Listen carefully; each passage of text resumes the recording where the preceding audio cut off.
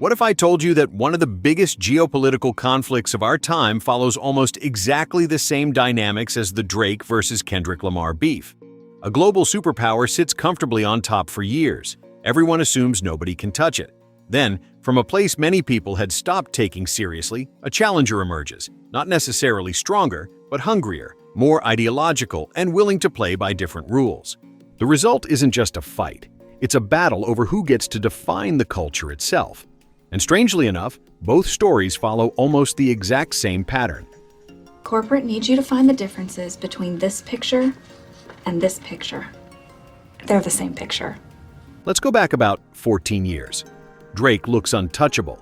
He isn't just successful, he's becoming the center of gravity in hip-hop. The charts revolve around him, features revolve around him. Whether people love him or hate him, they have to accept his throne. That's what hegemony looks like. Meanwhile, Kendrick Lamar comes from the West Coast, a tradition that had produced legends like Tupac and Snoop Dogg, but by the early 2000s wasn't considered the dominant force anymore. Few expected the region to produce the rapper who would challenge the biggest artist in the world.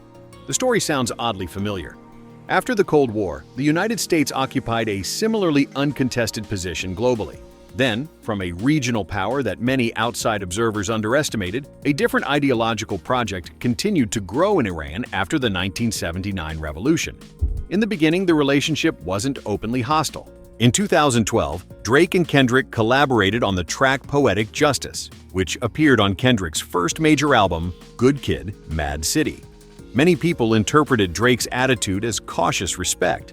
Better to keep the talented newcomer close than immediately create an enemy. Likewise, the Jimmy Carter administration did not initially treat the new Islamic Republic as a hostile threat. For Washington, the primary concern was Soviet influence. The new Iranian regime was not communist. So, instead of hostility, maybe try to get another small ally out of them? But perhaps both Drake and America underestimated what was coming. In 2013, Kendrick released the track, Control. That goes for Jamaica, Big Crit Wale, Pusha T, Meek Mills, A$AP Rocky, Drake. Kendrick declared that he intended to challenge every major rapper of his generation. He wasn't asking for a seat at the table. He was questioning who built the table in the first place. The verse wasn't about destroying Drake. It was an announcement that he no longer plays by the rules. Similarly, after the revolution, Iran increasingly signaled that it wasn't interested in simply joining the existing international order. It wanted to challenge it. The turning point came in 1979, when Iranian students seized the American embassy in Tehran and held dozens of American diplomats hostage for 444 days. For Americans, this was shocking. The hostage crisis made clear that the new government in Tehran would not become another ally inside the American system. At that point, a long period of tension began. Neither side launched an all-out war, but the rivalry became impossible to ignore. There were constant jabs, proxy conflicts, symbolic battles, and disputes over legitimacy. Meanwhile, Drake continued to strengthen his position. Yet many critics argued that his dominance came with questionable practices. Artists and fans accused him of borrowing styles, flows, and sounds from smaller artists without proper credit. XXXTentacion famously claimed that Drake had taken elements of his style and used them on KMT. Demons just got out of can. I get my bro in advance. Love is just not in my plans. I bet you was your mess. Kicking my dick in my pants. My eyes don't love me no more. She get me out of life, bro. Later, internet rumors and conspiracy theories even attempted to connect Drake to darker events surrounding X's death. Whether those accusations are fair is not the point. The point is that powerful empires often do questionable things and accumulate resentment. Likewise, the United States has often been criticized for interventions abroad, from Vietnam to Iraq, Afghanistan, and elsewhere. Whether one agrees with those criticisms or not, they complicated America's image as a purely benevolent power. Drake was not new to beefing. He had already proven that he could survive and even dominate major rap battles. His victory over Meek Mill in 2015, especially with Back-to-Back, created the image of Drake as someone who was not only a hitmaker, but a dangerous opponent capable of damaging another rapper's career in a direct confrontation. Back to back like I'm on the cover of Lethal Weapon. Back to back like I'm Jordan 96, 97. That history mattered. It created fear. It created confidence. Many believed Drake had done this before and would easily do it again. Similarly, shortly before the conflict with Iran, the United States had demonstrated its reach through its operation in Venezuela. Based on reports, the U.S. forces captured Venezuela's president and transferred him to the U.S. in only one night. This shocked many around the world and reinforced the image of American power. The idea that the United States could reach even the highest levels of an opposing government, and that any resistance will be futile. That history created the same expectation. They had done this before. They knew how to win. Fast forward to 2023. Drake and J. Cole, another important rapper, release First Person Shooter. J. Cole places himself, Drake, and Kendrick in the league of the Big Three. Love when they argue the hardest MC. Is it K-Dot, is it Aubrey or me? We the Big Three like we started a league. Shortly afterward, through 7-Minute Drill, he disses Kendrick more directly. It begins to look as though Cole has chosen a side in this league. But this raises an interesting question. If Drake is America and Kendrick is Iran, who is J. Cole? Surprisingly, he starts to look a lot like Europe. We'll see that there are interesting similarities. Kendrick answers with "like that." The Big Three. It's just big me. The message is simple. There is no Big Three, there is no league, and there are no rules that he is obligated to accept. Similarly, Iran has repeatedly rejected the idea that Western powers get to define the rules of the international system, whether regarding sanctions, regional politics, or nuclear policy. Then comes one of the strangest parallels. J. Cole backs out. He says he wants peace. He wants to sleep peacefully. He does not want this conflict.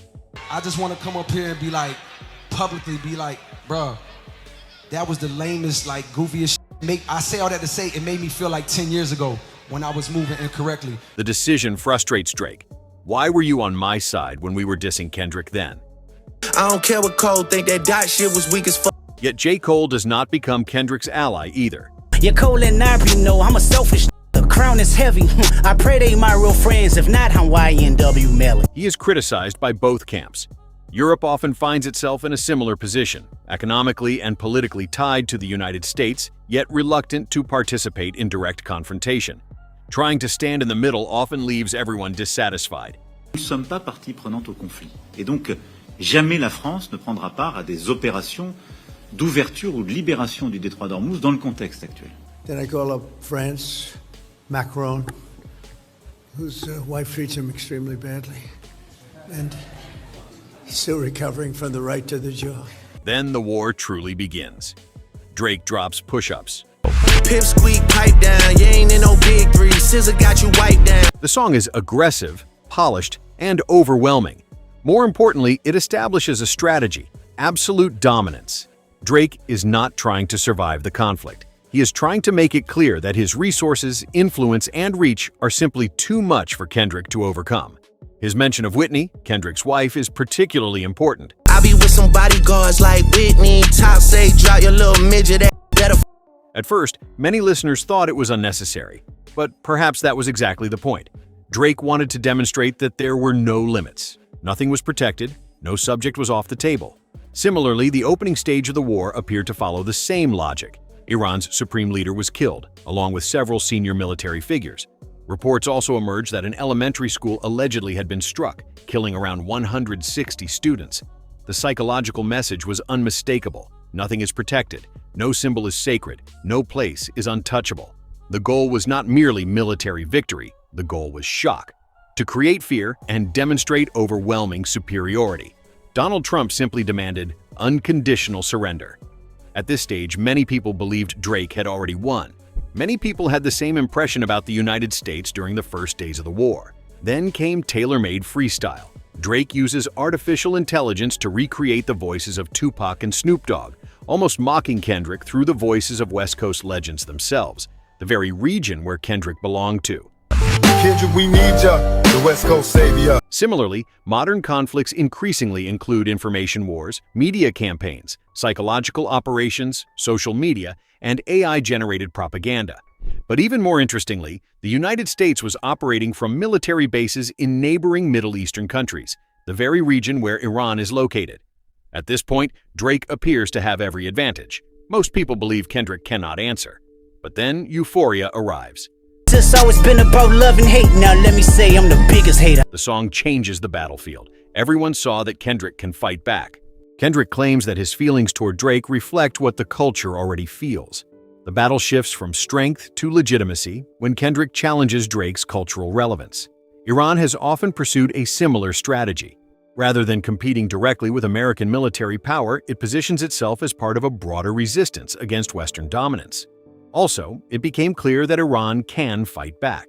It allegedly attacked U.S. bases in several countries, something many people neither expected it to dare nor considered a reasonable course of action.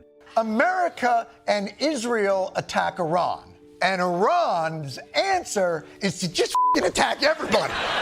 You know, having been in a bar fight or two in my life, I'm pretty sure the worst thing you can do during a 2-on-1 beatdown is slap everyone else. Shortly afterward, Kendrick releases 616 in L.A. Are you finally ready to play? Have you ever? Let's see. Here, he suggests that entering this conflict is almost a moral obligation. Who am I if I don't go to war? He also hints that Drake's own circle may not be as loyal as they appear. If you were street smart, then you would have caught that your entourage is only to hustle you. Likewise, Iran frequently frames confrontation as a sacred duty, while arguing that many American alliances are based on interests rather than principles. Namely, they built upon the idea that Israel is not as effective or indispensable to American security as many believed. Tail wagging faster. By this stage, one thing becomes obvious. Kendrick had been preparing for this battle for years, and many observers believe Iran had been preparing for a direct confrontation with America for decades. Drake does not back down. He returns with Family Matters. The song feels like a full-scale offensive. The repeated drop, drop, drop almost sounds like talking about bombardment. Yeah, drop a 50 bag for the mob in a spot. In the video for this song, he finds and destroys the Good Kid, Mad City van, symbolically attacking Kendrick's legacy. The strategy is escalation, bigger threats, bigger displays of force. Likewise, the United States and its allies escalated the war by assassinating additional political and military leaders and by attacking infrastructure, including bridges and, according to some reports, even stadiums, hospitals, and universities. At one point, Donald Trump went so far as to threaten the destruction of Iran's civilization itself. Drake weaponizes the allegations that Kendrick abused his wife. Similarly, the United States built upon allegations that the Iranian government had killed thousands of defenseless protesters who had taken to the streets against the Islamic Republic. Perhaps Trump cared no more about those protesters than Drake cared about Whitney. In both cases, human suffering became ammunition in a larger conflict. In Family Matters, Drake even declares victory before the conflict is over. Gotta be over by now for anyone out here that's calling it right. You did. Similarly, Donald Trump repeatedly announced victory while the war was still unfolding. Well, it's only good if you win. You know, you can only do. And we've won. Let me tell you, we've won. Even as the conflict continued and both sides kept fighting. But neither Kendrick nor Iran appears willing to stop. Kendrick responds with Meet the Grams. The song is brutal. Meet the Grams. Rather than attacking Drake's strength, Kendrick attacks his character.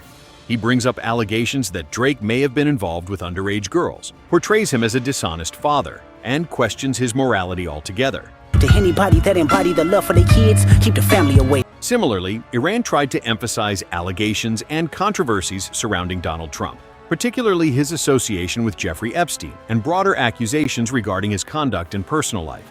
The objective was not primarily military, it was to show moral. Both sides attempted to argue that their opponent was fundamentally corrupt. But Meet the Grams is not Kendrick's final weapon. The ultimate weapon is Not Like Us.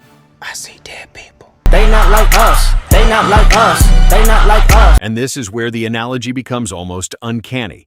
Drake has larger numbers, bigger industry connections, more money, more reach. On the other side, America has larger budgets, larger militaries, more alliances. So Kendrick and Iran both reach for something else, strategic advantage. Interestingly, they both appeal to the geography of where they belong to. Kendrick plants his flag in Compton. The Not Like Us video turns his neighborhood into a symbol of authenticity and belonging. He reminds everyone that there are forms of power that cannot be purchased. You have to truly belong there to claim them. Iran similarly possesses advantages that cannot simply be bought or bombed away. Its position along the Strait of Hormuz and its influence over one of the world's most important energy corridors provide leverage that exists independently of military spending. They closed the Strait of Hormuz, effectively announcing that no one could pass through their territory without their permission. Interestingly, Kendrick makes a similar claim. Drake is no longer welcome in Kendrick's territory. You think the Bay gon' let you disrespect Partner? I think that Oakland show gon' be your last stop. In both cases, the weaker side reminds the stronger side that raw power is not everything. After Not Like Us, Drake releases The Heart Part 6. The tone changes, the confidence changes, the aggression changes. He no longer destroys vans, he no longer flexes. Instead, he suggests that he no longer cares. Similarly, Donald Trump no longer appeared to demand unconditional surrender. Instead, it increasingly seemed interested in securing a smaller set of objectives: regional stability, energy security, and a way out of the conflict. This does not mean Drake did not damage Kendrick. Also, America certainly hurt Iran. The stronger side often remains stronger, but strength alone does not always determine the winner. If victory means having more money, more connections, and more influence, Drake never stopped being Drake. But if victory means changing the conversation, forcing the dominant power to react to you, and making the world operate on your terms, many people believe Kendrick accomplished exactly that. The same question may apply to geopolitics. Sometimes history is not decided by who is stronger. Sometimes it is decided by who proves that the old order is no longer unquestioned.